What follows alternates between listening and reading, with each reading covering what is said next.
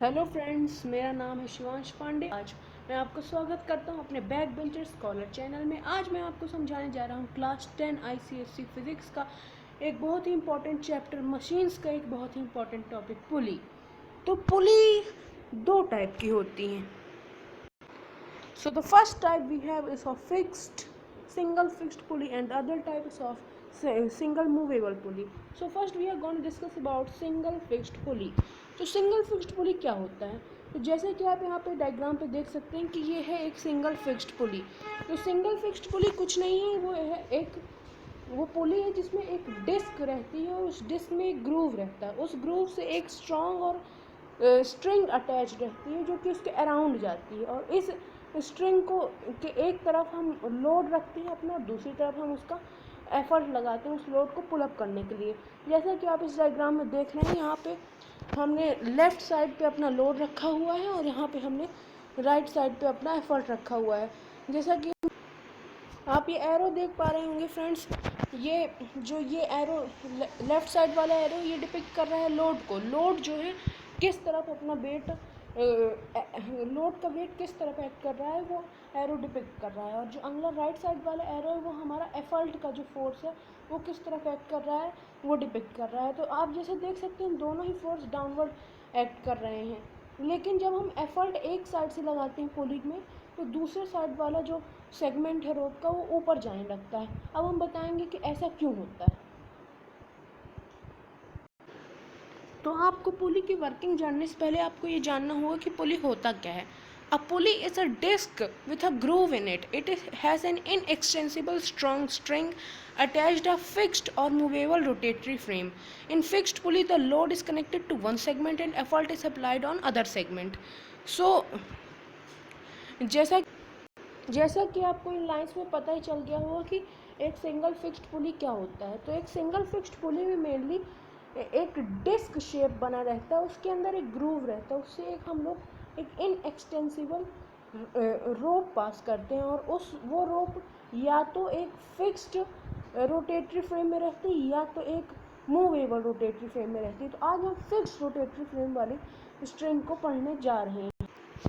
तो अब हर एक मशीन का कोई ना कोई एक मैकेनिकल एडवांटेज रहता है और एक वेलोसिटी रेशियो रहता है, और एक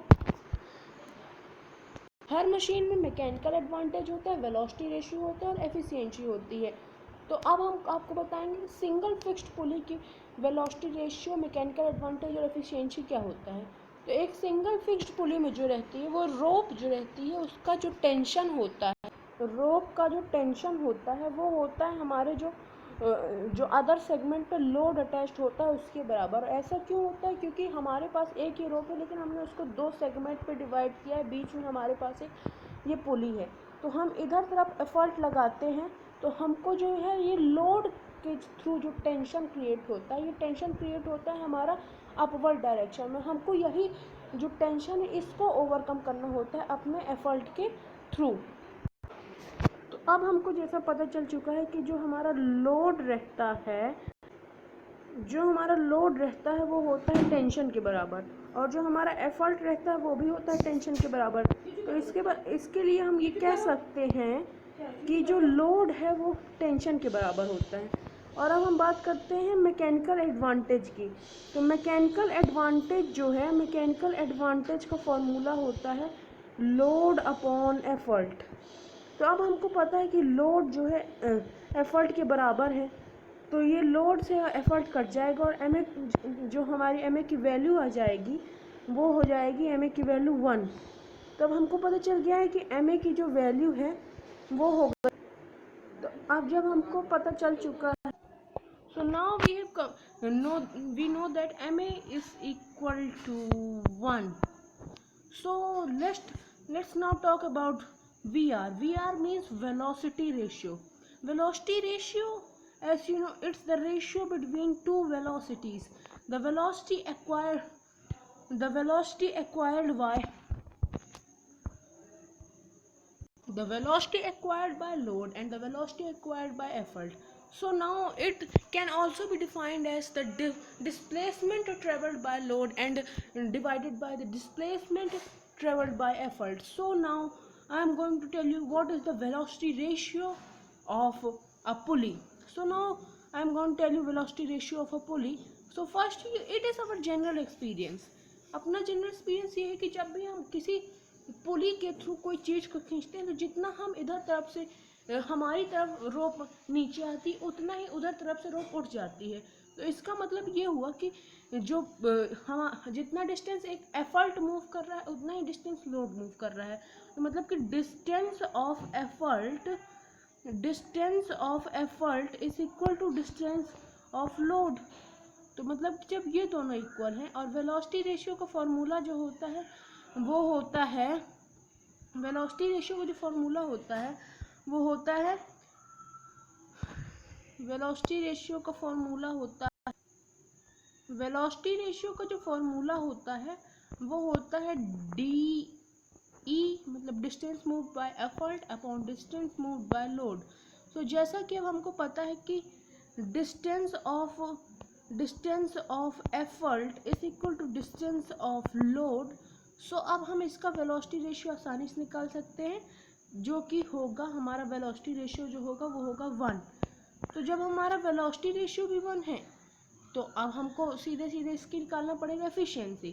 तो अब एफिशिएंसी जो होती है तो एफिशिएंसी किसके बराबर होती है, एफिशिएंसी बराबर होता है velocity mechanical advantage upon velocity ratio. So जैसा कि अब हमको पता है कि जो मैकेनिकल एडवांटेज है इसका वो है 1 और जो वेलोसिटी रेशियो है, वेलोसिटी रेशियो जो है अपना वो भी है इसका 1। तो जब ma और vr इसका 1 है तो सिंपली हम ये कह सकते हैं कि ma अपॉन vr इक्वल होगा 1/1 के, ऐसा कह सकते हैं। तो एफिशिएंसी जो है इसकी, जो एफिशिएंसी है ये एफिशिएंसी का सिंबल है, तो एफिशिएंसी इसकी होगी 1। तो अब एफिशिएंसी इसकी 1 होगी, लेकिन इसके लिए भी एक कंडीशन है। इसके लिए क्या कंडीशन है कि जब ये मशीन जो है आइडियल हो, मशीन आइडियल हो मतलब इसका क्या मतलब है, तो एफिशिएंसी 1 तब होगी जब मशीन आइडियल हो, मतलब कि जो ये मूविंग पार्ट्स ऑफ मशीन है वो वेटलेस हो और जो ये रोप का जो है वो उसमें नो फ्रिक्शन हो, उसमें फ्रिक्शन बिल्कुल भी ना हो, तो जिसकी वजह से जो है एनर्जी बिल्कुल वेस्ट नहीं होगी।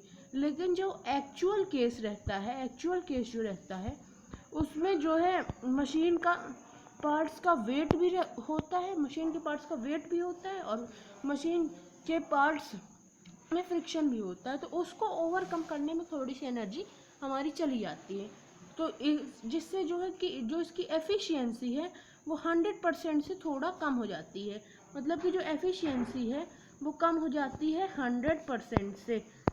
तो सीधी सी बात है कि जितना कम इसका फ्रिक्शन और जितनी लाइट पुली होगी उतना अच्छा ही वर्क करेगी। अब चलिए अब हम लोग बात करते हैं कि पुली का यूज़ क्या है, जो कि हमारा मेन टॉपिक था कि पुली का यूज़ क्या है। तो पुली का यूज़ अब हम डिटरमाइन करेंगे मैकेनिकल एडवांटेज और वेलोसिटी रेशियो के थ्रू। तो जैसा कि हमको पता है कि अगर मैकेनिकल एडवांटेज जो है वो 1 है और वेलोसिटी रेशियो अगर वो भी 1 है, तो मैकेनिकल एडवांटेज 1 होने की वजह से ना तो ये फोर्स मल्टीप्लायर होगा, ये फोर्स मल्टीप्लायर नहीं होगा, फोर्स मल्टीप्लायर नहीं होगा ये। तो और क्योंकि अपना वी आर भी 1 है तो ये स्पीड मल्टीप्लायर भी नहीं होगा, मल्टीप्लायर नहीं होगा। तो फिर ये होगा क्या, तो सीधी सी बात है कि जो पुली है वो हमको मदद करता है एक सूटेबल डायरेक्शन में एफर्ट लगाने के लिए। जैसा कि आप ये पुली के डायग्राम में देख सकते हैं, ये पुली का डायग्राम है अपना।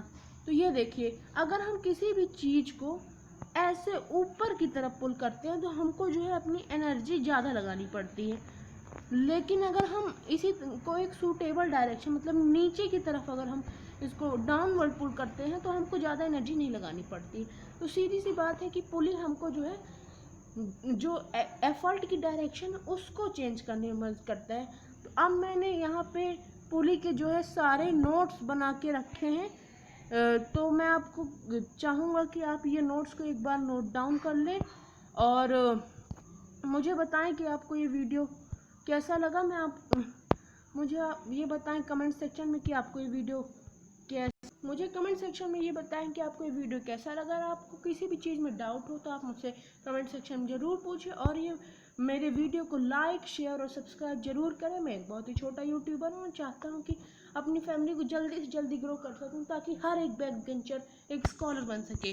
तो मैं अब आपको ये नोट्स प्रोवाइड कर रहा हूँ, इसका आप एक बार कृपया करके स्क्रीनशॉट ले लें। और अंत में मैं आपको कहूँगा कि please like share and subscribe. Thank you.